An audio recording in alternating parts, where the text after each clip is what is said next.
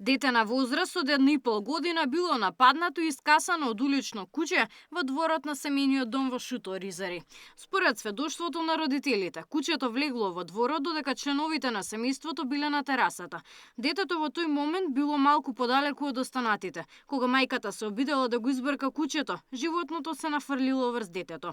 При нападот, детето се здобило со повеќе каснувања и повреди, меѓу кои и во пределот на лицето, увото и телото. Веднаш било пренесено во здравствена установа, каде што му било укажана медицинска помош. Според медицинската документација, случајот е евидентиран како каснување од куќе.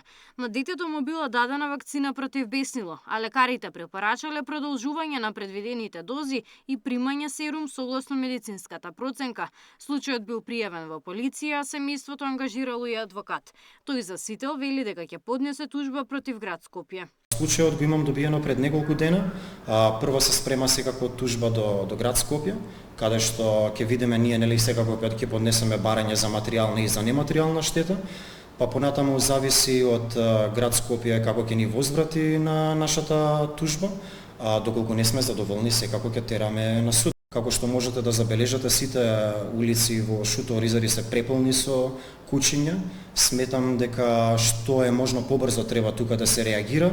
Повторно ќе кажам, ова да не го гледаме како статистика, бидејќи се однесува за дете од година и пол кое што е повредено со тешки телесни повреди, бидејќи исто така и е сошиено во пределот на увото и внатрешното уво му е повредено.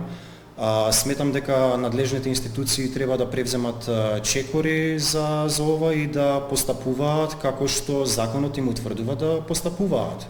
Проблемот со бездомните кучиња не е нов. Со години граѓаните пријавуваат напади и каснувања, а град Скопје исплаќа милионски суми за оштети. Само во 2025 година, според објавените податоци, град Скопје исплатил околу 750.000 евра, односно близу 46 милиони денари за оштети поради каснување од куќе.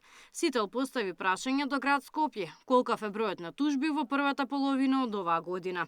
Новата администрација на град Скопје во првите 6 месеци од оваа година бележи намалување на вкупниот број на тужби и спогодби во споредба со истиот период во 2023 и 2024 година. Ова за нас зборува дека превземените мерки и активности даваат резултати и дека се движиме во насока на надминување на проблемите, ни одговори од град Скопје. Во моментов јавното претпријатие Лајка има згрижено повеќе кучиња отколку што имаат сместувачки капацитети. Габриела Лескова, Сител телевизија.